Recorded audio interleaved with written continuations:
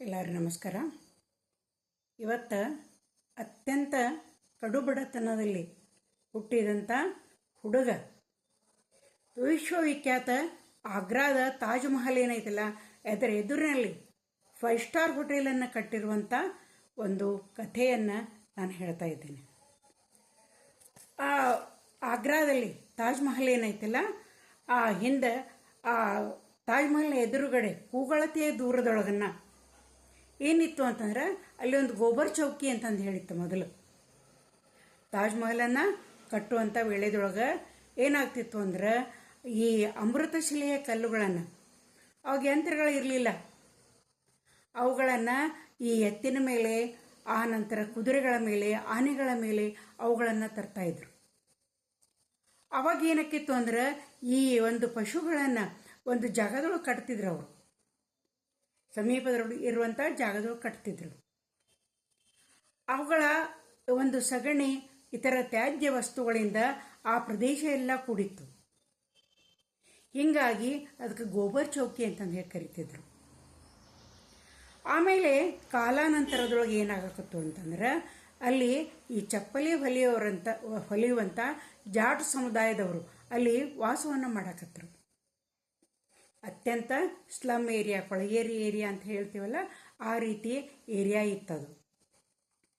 ಆಗೇನಾಯ್ತು ಅಂದ್ರೆ ನಮ್ಮ ಈ ಕಥಾನಾಯಕ ದೇವಕಿ ನಂದನ್ ಅಂತೇಳಿ ಅವರ ತಂದೆ ತಾಯಿ ಇವರು 3 ಜನ ಮಕ್ಕಳಿದ್ರು. ಆ ಕೊಳಗೇರಿಯೊಳಗಿನ ಒಂದು ಪುಟ್ಟದಾದಂಥ ಗುಡಿಸಲಿನಲ್ಲಿ ಅವರು ವಾಸವಾಗಿದ್ದರು. ಆ ಏರಿಯಾದೊಳಗೆ ಇದ್ದವರೆಲ್ಲರೂ ಈ ಚಪ್ಪಲಿ ಹೊಲಿಯುವಂಥ ಒಂದು ಕಾಯಕವನ್ನು ಮಾಡ್ತಾಯಿದ್ರು. ಆನಂತರ ಆ ಚಪ್ಪಲಿಗಳನ್ನು ತಯಾರು ಮಾಡೋದು, ಅವುಗಳನ್ನು ಮಾರಾಟ ಮಾಡೋದು, ಅದರಿಂದ ಬಂದ ದುಡ್ಡಿನಿಂದ ಸಂಸಾರ ಇದ್ದದ್ದು ನಡೀತಾ ಇತ್ತು. ಹೀಗಾಗಿ ಏನಂತಂದ್ರೆ ಎಲ್ಲರೂ ಅದ ಉದ್ಯೋಗ ಮಾಡ್ತಿರೋದರಿಂದ ಯಾರಿಗೂ ಹೆಚ್ಚಿನ ಲಾಭ ಬರ್ತಿರಲಿಲ್ಲ.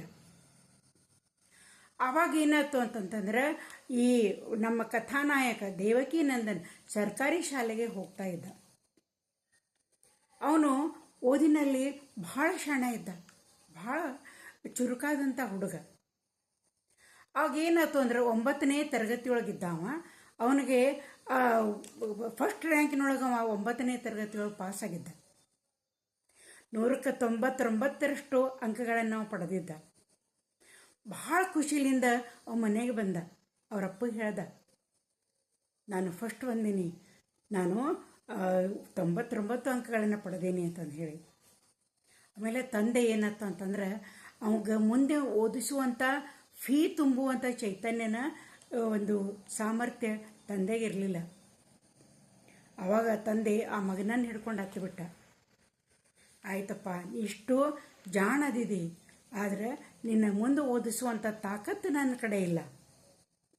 ನನಗೆ ಈ ಒಂದು ಉದ್ಯೋಗದಿಂದ 2 ಹೊತ್ತಿನ ಊಟ ನಾನು ಕೊಡುವಂಥದ್ದು ಸಹ ನನ್ನ ಕಡೆಯಿಂದ ಆಗ್ತಾ ಇಲ್ಲ. ಅದಕ್ಕಾಗಿ ನೀನು ಶಾಲೆಗೆ ಇನ್ನು ಹೋಗೋದನ್ನು ಬಿಟ್ಟು ಬಿಡು, ನಿನ್ನ ಫೀ ತುಂಬಕ್ಕೂ ನನಗಾಗೋದಿಲ್ಲ. ನೀನು ಏನಂದ್ರೆ ಎಲ್ಲಾದರೂ ಒಂದು ಕೆಲಸ ಮಾಡು ಅಂತ ಹೇಳ್ದ. ಮನೆಯ ಪರಿಸ್ಥಿತಿ ತೀರಾ ನಾಜೂಕಾಗಿತ್ತು. ಹೀಗಾಗಿ ಈ ದೇವಕಿ ನಂದನ್ ಹುಡುಗ ಏನು ಮಾಡ್ದ ಅಂತಂದ್ರೆ ಅಲ್ಲೇ ಆ ಕೊಳಗೇರಿ ಹತ್ತಿರ ಇರುವಂಥ ಒಂದು ಈ ಶೂ ಅಂಗಡಿಯಲ್ಲಿ ಆತ ಸೇಲ್ಸ್ಮ್ಯಾನ್ ಅಂತಂದು ಹೇಳಿ ಸೇರ್ಕೊಂಡ್ಗಳೇನೋ ಏನಾಯ್ತು ಅಂತಂದ್ರೆ ಇದು 100 ಜೊತೆ ಶೂಗಳನ್ನು ಪ್ಯಾಕ್ ಮಾಡಿದ್ರೆ ಅವ್ನ ದಿನಕ್ಕೆ 2 ರೂಪಾಯಿ ಸಿಗ್ತಿತ್ತು. ಹೀಗಾಗಿ ಈ ಇಷ್ಟು ಕಡಿಮೆ ಅವ್ನ ಪಗಾರ ಸಿಗುವುದರಿಂದ ಏನಾಯ್ತು ಅಂದ್ರೆ ಇದರೊಳಗೆ ಜೀವನ ನಡೆಯಂಗಿಲ್ಲ ಅಂತಂದು ಹೇಳಿ ಆತಂಗೆ ಗುರುತಾತು. ಮುಂದೆ ಏನಾಯ್ತು ಅಂತಂದ್ರೆ ಸುಮಾರು 1971ರೊಳಗೆ, 45-50 ವರ್ಷದ ಹಿಂದಿನ ಕತೆ ಇದು. 1971 ಸುಮಾರು ಏನಾಯ್ತು ಅಂದ್ರೆ ಈ ಕೇಂದ್ರ ಸರ್ಕಾರದ ಒಂದು ಸೆಂಟ್ರಲ್ ಫುಟ್ವೇರ್ ಟ್ರೈನಿಂಗ್ ಇನ್ಸ್ಟಿಟ್ಯೂಟ್ದವರು ಅವ್ರು ಏನು ಮಾಡಿದರು ಅಂತಂದ್ರೆ ಈ ಒಂದು ಆಗ್ರಾದೊಳಗೆ ಈ ಶೂಗಳನ್ನು ತಯಾರು ಮಾಡುವಂಥ ಒಂದು ತರಬೇತಿಯ ಕಾರ್ಯಾಗಾರವನ್ನು ಪ್ರಾರಂಭ ಮಾಡ್ತಾರೆ. ಮಾಡಿಕೊಳ್ಳಿ ಏನಾಯ್ತು, ಮೊದಲಿಂದ ಇದೇ ಕಾಯಕವನ್ನು ಮಾಡಿಕೊಂಡು ಬಂದಂಥ ಈ ದೇವಕಿ ನಂದನ ಹುಡುಗ ಇದ್ದವ ಆ ಒಂದು ಕಾರ್ಯಾಗಾರಕ್ಕೆ ಸೇರಿಕೊಂಡ. ಸೇರಿಕೊಂಡು ಅಲ್ಲಿ ಬೇರೆ ಬೇರೆ ವಿನ್ಯಾಸದ ಶೂಗಳನ್ನು ತಯಾರು ಮಾಡುವುದನ್ನು ಅವರೆಲ್ಲ ಹೇಳಿಕೊಟ್ರು.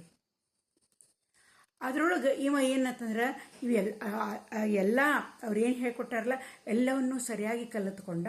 ಅಷ್ಟೇ ಅಲ್ಲದೆ ಅವ್ರು ಹೇಳಿದ್ರಕ್ಕಿಂತ ಒಳ್ಳೆಯ ರೀತಿಯ ವಿನ್ಯಾಸದ ಶೂಗಳನ್ನು ಇವ ತಯಾರು ಮಾಡ್ತಿದ್ದ. ಎಲ್ಲರೂ ಚೇಷ್ಟೆ ಮಾಡ್ತಿದ್ರು, ಶೂ ಡಿಸೈನರ್ ಅಂತೇಳಿ ಚೇಷ್ಟೆ ಮಾಡ್ತಿದ್ರು.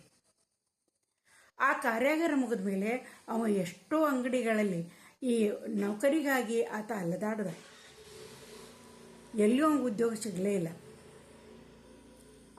ಆದರೂ ಕೂಡ ಅಲ್ಲಿ ಇಲ್ಲಿ ಸಣ್ಣ ಸಣ್ಣ ಉದ್ಯೋಗಗಳನ್ನು ಆತ ಮಾಡ್ತಾ ಇದ್ದ. ಮನೆಯ ಪರಿಸ್ಥಿತಿನ ಅದೇ ರೀತಿ ಇತ್ತು. ಈ ಕಾರ್ಯಾಗಾರಕ್ಕೆ ಅವ ಹಾಜರಾಗಿದ್ನಲ್ಲ, ಅದರ ಸಲುವಾಗಿ ನಾ ಏನಾದ್ರೂ ಒಂದು ಸ್ವಂತದ ಅಂಗಡಿಯನ್ನು ನಾನು ತಯಾರು ಮಾಡಬೇಕು ಅನ್ನುವಂಥದ್ದು ಭಾಳ ಆಸೆ ಇತ್ತು ಅವನು. ಅದ್ರ ಬಂಡವಾಳನೇ ಇಲ್ಲ. ದಿನದ 2 ಹೊತ್ತಿನ ಊಟಕ್ಕೆ ನಾನು ತಾತ್ಸಾರವಾಗಿತ್ತು. ಮನೆಯೊಳಗೆ ಅಷ್ಟು ಕಠಿಣ ಪರಿಸ್ಥಿತಿ ಇತ್ತು. ಅವಾಗೇನಾಯಿತು ಅಂತಂತಂದ್ರೆ, ಈ ಒಂದು ಉತ್ತರ ಪ್ರದೇಶದೊಳಗೆ ಈ ಸರ್ಕಾರದ ಅಧೀನದಲ್ಲಿರುವಂಥ ಒಂದು ಸಂಸ್ಥೆ 5,000 ಶೂಗಳಿಗೆ ಅದೇನಂದ್ರೆ ಪ್ರಕಟಣೆಯನ್ನು ಹೊರಡಿಸ್ತು. ಆಗ ಈ ಹುಡುಗ ಬಿಡಲಿಲ್ಲ. ನಾನು ಮಾಡ್ತೀನಿ, 5,000 ಶೂಗಳನ್ನು ನಾನು ತಯಾರು ಮಾಡ್ತೀನಿ ಅಂತಂದು ಹೇಳಿ ಆ ಒಂದು ಪ್ರಕಟಣೆಯೊಳಗೆ ಏನು ಕೊಟ್ಟಿದ್ರಲ್ಲ ಅವ ಹೇಳ್ದ ನಾ ಮಾಡ್ತೀನಿ ಅಂತಂದು ಹೇಳಿ. ಕೆಲವು ಜನ ಕೆಲಸಗಾರನ ಇಟ್ಟುಕೊಂಡು 5,000 ಜೊತೆ ಶೂಗಳನ್ನು ಆತ ತಯಾರಿ ಮಾಡಿದ. ಒಂದು ಶೂಗೆ 5 ರೂಪಾಯಿ, ಅಂದರೆ ಒಂದು ಶೂ ಜೊತೆ ಶೂ ಅನ್ನು ಮಾಡಿದರೆ ಅವ್ನಿಗೆ 5 ರೂಪಾಯಿ ಏನಂತಂದ್ರೆ ಲಾಭ ಆಗ್ತಿತ್ತು. 5,000 ಶೂಗಳನ್ನು ಮಾಡಿದ್ನಲ್ಲ, ಅವನಲ್ಲಿ ಸ್ವಲ್ಪ ದುಡ್ಡು ಇದ್ದದ್ದು ಕೊಡ್ತು. ಅವಾಗ ಅವ ಏನು ಮಾಡ್ದ ಅಂತಂದ್ರೆ, ಆಯಿತು ಇಷ್ಟು ದುಡ್ಡು ಕೊಡೈತಿ, ನಾನು ಒಂದು ಸ್ವಂತ ವ್ಯಾಪಾರವನ್ನು ನಾ ಪ್ರಾರಂಭ ಮಾಡಬೇಕು ಅಂತಂದು ಹೇಳಿ ಏನಂತಂದ್ರೆ ಯೋಚನೆಯನ್ನು ಮಾಡ್ದ. ಒಂದು ವ್ಯಾಪಾರಕ್ಕಾಗಿ ಒಂದು 2 ಹುಡುಗರನ್ನು ಕರ್ಕೊಂಡ ಶೂಗಳನ್ನು ತಯಾರು ಮಾಡೋದಕ್ಕೆ ಆಗಿ ಆತ ಪ್ರಾರಂಭ ಮಾಡ್ದ. ಅವಾಗ ಏನಾಯಿತು ಅಂದ್ರೆ, ಮುಂದೆ ಒಂದು 7-8 ವರ್ಷಗಳವರೆಗೆ ಅವ ಬೇರೆ ಬೇರೆ ಶೂಗಳನ್ನು ಮಾರಾಟ ಮಾಡ್ತಿದ್ದ. ಒಳ್ಳೆ ವಿನ್ಯಾಸದ ಶೂಗಳನ್ನು ತಯಾರು ಮಾಡ್ತಿದ್ದ. ಹೀಗಾಗಿ ಜನ ಇದ್ದವರು ಆತನ ಶೂಗಳನ್ನು ಕೊಂಡ್ಕೊಳ್ಳೋಕೆ ಪ್ರಾರಂಭ ಮಾಡಿದರು. ಒಂದು ಒಳ್ಳೆಯ ರೀತಿಯೊಳಗೆ ಲಾಭ ಬರಾಕತ್ತ. ಒಂದು 7-8 ವರ್ಷ ಆದಮೇಲೆ ಏನಾಯ್ತು ಅಂದ್ರೆ, ಅವನ ಅದೃಷ್ಟದ ಬಾಗಿಲನ್ನು ತೆರೀತು. ಆಗ್ರಾದೊಳಗೆ ಒಂದು ದೊಡ್ಡ ಹೋಟೆಲ್ದೊಳಗೆ ಈ ಶೂಗಳ ಪ್ರದರ್ಶನ ಮತ್ತು ಮಾರಾಟ ಇದ್ದದ್ದು ನಡೀತು. ಅಲ್ಲಿ ಏನಾಯ್ತಂತಂದ್ರೆ, ಈ ಬಾಟಾ ಶೂ ಕಂಪನಿಯ ಮುಖ್ಯಸ್ಥರು ಥಾಮಸ್ ಬಾಟಾ ಅನ್ನೋರು ಆ ಮೇಳಕ್ಕೆ ಬಂದಿದ್ರು. ಮೇಳಕ್ಕೆ ಬಂದಾಗ ಈ ದೇವಕೀನಂದನ್ ತಯಾರಿಸಿದಂಥ ಅತಿ ಸುಂದರವಾದಂಥ ವಿನ್ಯಾಸದ ಶೂಗಳನ್ನು ಅವ್ರು ನೋಡಿದರು. ಅಲ್ಲಿ ಉಪಯೋಗಿಸಿದಂಥ ಚರ್ಮ, ಆನಂತರ ಅದರ ಗಟ್ಟಿತನ, ಆಮೇಲೆ ಅದರ ಬೇರೆ ಬೇರೆ ಎಲ್ಲ ವಿನ್ಯಾಸಗಳ ಶೂಗಳನ್ನು ನೋಡಿ ಅವ್ರಿಗೆ ಬಹಳ ಸಂತೋಷ ಆಯಿತು. ಅವರು ಆಮೇಲೆ 10,000 ಶೂಗಳ ಆರ್ಡರ್ಗಳನ್ನು ಆ ದೇವಕೀನಂದನ್ಗೆ ಕೊಟ್ಟರು. ಆವಾಗ ಹೀಗಾಗಿ ಅವನಿಗೇನಾಯ್ತು ಅಂತಂದ್ರೆ, ಸಾಕಷ್ಟು ಜನ ಕೆಲಸಗಾರರನ್ನ ಇಟ್ಟುಕೊಂಡ 10,000 ಶೂಗಳ ಆರ್ಡರ್ಗಳನ್ನು ಅವನು ತಗೊಂಡು ಅವುಗಳನ್ನು ತಯಾರಿಕೆ ಒಳಗೆ ತೊಡಗ್ದ. ಹಿಂಗಾಗಿ ಅವ್ನು 40 ಲಕ್ಷ ರೂಪಾಯಿ ಅವಂಗೆ ಆ ಇದರೊಳಗೆ ಲಾಭ ಬಂತು, ವ್ಯಾಪಾರದಲ್ಲಿ ಲಾಭ ಬಂತು.